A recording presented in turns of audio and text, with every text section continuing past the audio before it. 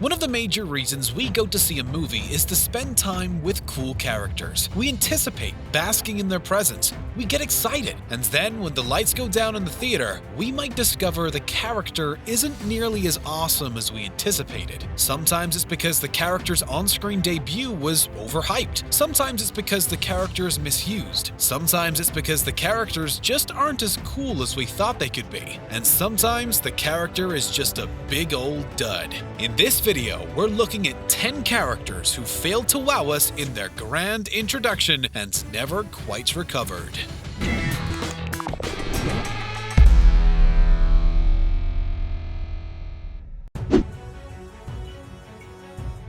Captain Marvel, both the character and the movie, had the thankless task of being introduced between Avengers Infinity War and Endgame. We knew she was coming to join the present-day conflict when Nick Fury paged her at the end of Infinity War, but her self-titled movie took a step back to tell her origin story. The movie had the benefit of introducing us to the Kree and the Skrulls, plus it gave us some of Nick Fury's backstory and included the awesome alien cat Goose. Captain Marvel was a true origin story. But unlike other origin stories where the hero grows into their power, Captain Marvel was already powerful. Instead, in the movie she solved the mystery of who she really was. Yet, while Captain Marvel was fun and diverting, it couldn't live up to the whiz-bang team-up of either Avengers films. Captain Marvel was overpowered from the beginning, which didn't give her much of anywhere to go. This was especially obvious in her appearance in Endgame, where she saved the day, but was still hard to cheer for. We'll see if the character starts to experience real depth of development when Captain Marvel 2 comes out.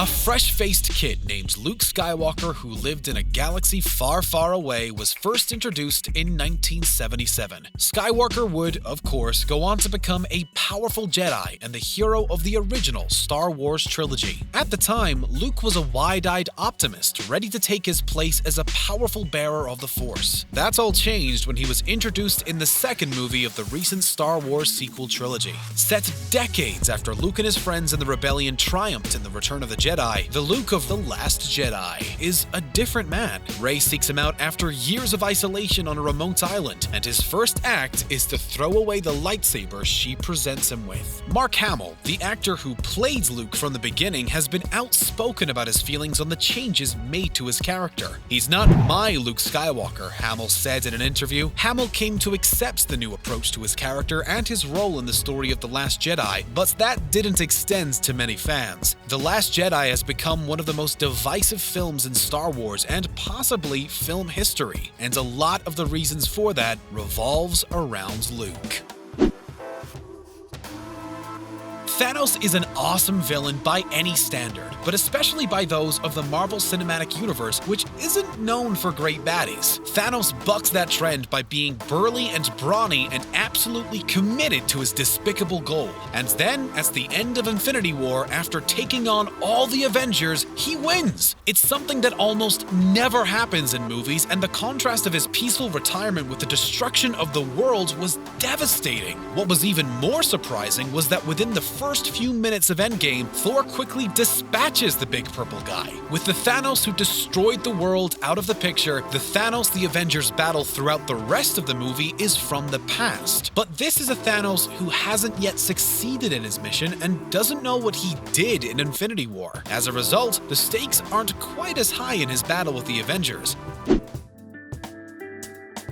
X-Men's Dark Phoenix storyline is one of the most celebrated in all of comics, yet the movies haven't done it justice. The third X-Men movie, The Last Stand, did its spin on the story, but it left audiences unsatisfied. So when it was announced that the next film in the most recent X-Men series would be Dark Phoenix, fans were cautiously optimistic. Yet, X-Men Dark Phoenix was an even bigger flop than X-Men 3. Part of the reason may be that audiences weren't nearly as attached to the more recent X-Men than they were the original versions. And the movie didn't even have Hugh Jackman show up as Wolverine. Plus, the production seemed troubled from the beginning. The movie's release date was pushed back repeatedly, and by the time it hit theaters, audiences were wary. When the movie was critically panned, it's just confirmed what they already suspected about the film. Jean Grey is a great comic character, but she fell flat on the big screen.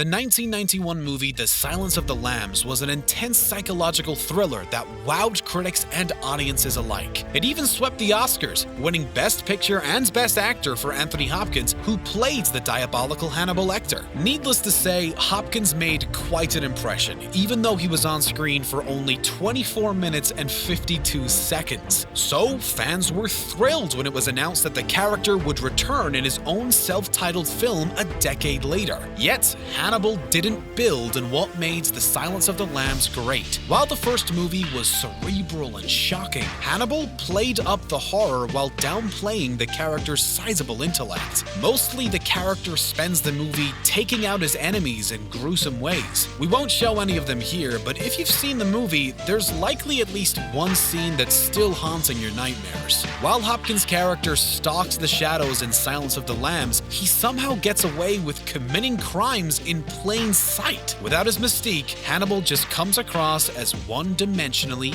evil. The movie Suicide Squad is mostly remembered for Jared Leto's terrible depiction of the Joker. While there have been many accomplished portrayals of the villain, Leto's is decidedly not among them. Even Leto was disappointed by what he saw and claimed his screen time was greatly reduced. That's probably why he decamped from Marvel to DC to play Morbius, that franchise's vampire bat character. Yep, half man, half bat. Some might even say Morbius is a Batman.